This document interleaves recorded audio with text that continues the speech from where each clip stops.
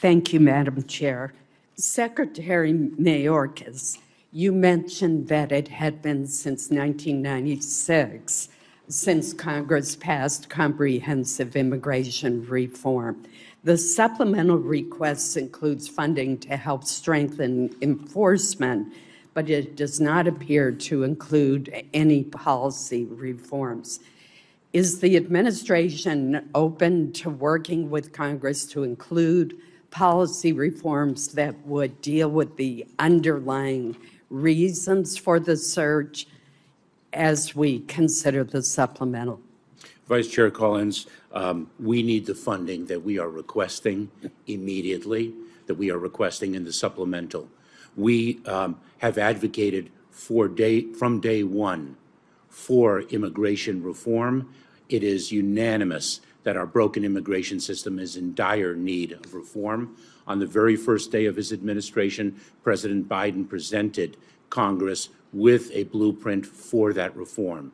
We fully endorse the need for policy changes, not in piecemeal form, but in a comprehensive form.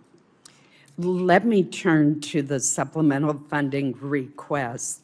You mentioned that there is funding for new technology and an additional 1,000 personnel at ports of entry.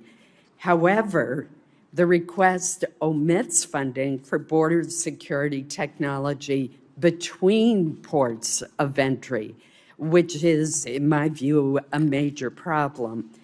You said just last month that effective border security requires a smarter, more comprehensive approach, including state-of-the-art border surveillance technology.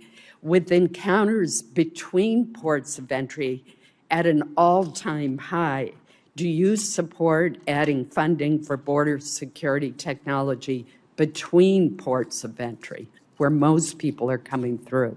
Vice Chair Collins, we certainly do, and our annual budget does indeed call for that type of technology, including, for example, automated surveillance towers, the ASTs that are so effective and that are force multipliers.